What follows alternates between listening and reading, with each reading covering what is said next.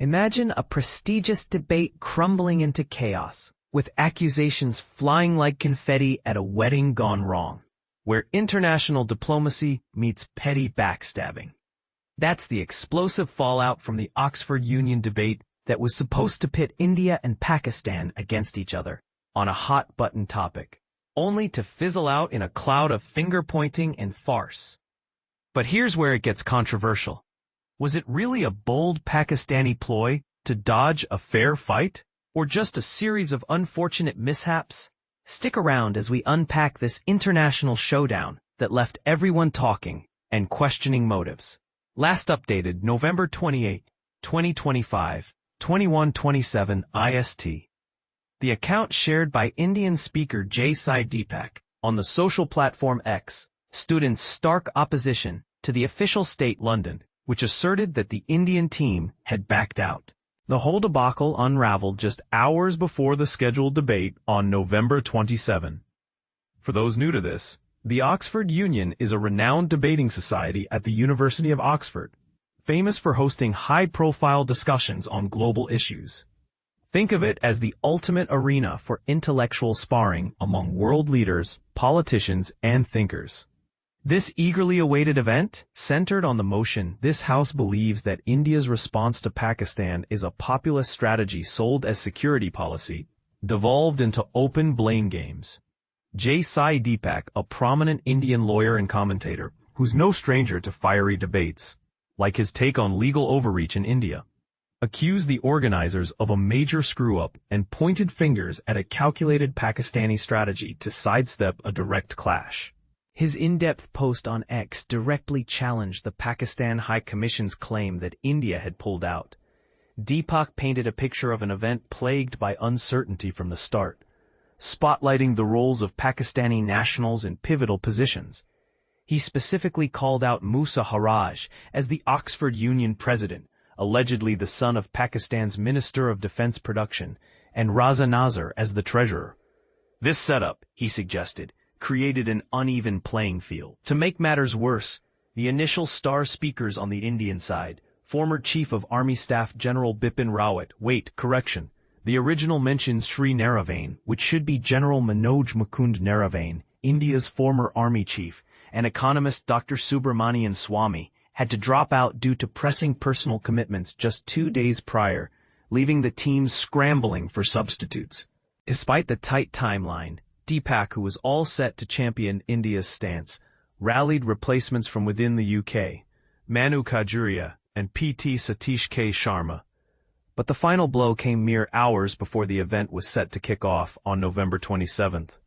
Deepak recounted receiving a phone call at 3:13 p.m., informing him that the Pakistani team, including heavyweight figures like former Foreign Minister Hina Rabbani Kar and Khawaja Muhammad Asif, hadn't even touched down in London yet. This prompted the Indian squad to call off their trip to Oxford. Things took a bizarre turn when Deepak alleged he got word that the Pakistani delegation had actually arrived and were checked into a hotel in Oxford. This fueled his scathing indictment of the Pakistani side for fleeing the battlefield before the fight even started, implying they lacked the guts to engage in a live face-to-face debate. He didn't hold back on the Oxford Union leadership either, blasting them for letting the institution sink into the mud and turn into a puppet for the Pakistan High Commission. And this is the part most people miss. While Deepak's narrative paints a picture of deceit and avoidance, the Pakistani side tells a different story. Could this be a classic case of he said, she said, where both parties spin the facts to their advantage? Or is there more to it? Like logistical nightmares in international travel, we might never know the full truth, but it raises eyebrows about how neutral such platforms really are when key players have personal ties. Shiv Sena UBT NP Priyanka Chaturvedi added her own jab at Pakistan, tweeting, "Pakistan is crying again over an Oxford Union debate. This is for the record. Once again, they have proved to be liars. Expecting any better from them was not even on my list." Along with a link to her post on November 28, 2025. For their part, the Pakistan High Commission issued a statement expressing regret that the Indian delegation, originally featuring General Naravane, Dr. Subramanian Swamy, and Sachin Pilot, had withdrawn at the 11th hour, essentially gifting a walkover to Pakistan. They portrayed India's, for instance, they often cover how such international incidents can ripple into broader geopolitical tensions, like similar debates that have sparked real-world policy changes. Read more. Location. First published November 28, 2025, 2019, IST, News World. J Sai Deepak calls out Pakistani Gambit as Oxford Union debate descends into farce. Disclaimer. Comments reflect users' views, not News 18's. Please keep discussions respectful and constructive. Abusive, defamatory, or illegal comments will be removed. News 18 may disable any comment at its discretion.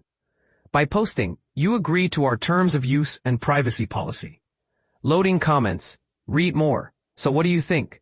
Was this a genuine Pakistani gambit to evade tough questions, or just a messy series of coincidences amplified by political egos? Do you believe international debates like this truly foster understanding, or do they often devolve into mudslinging? Share your thoughts in the comments below. Let's hear if you side with Deepak's fiery take or Pakistan's version of events.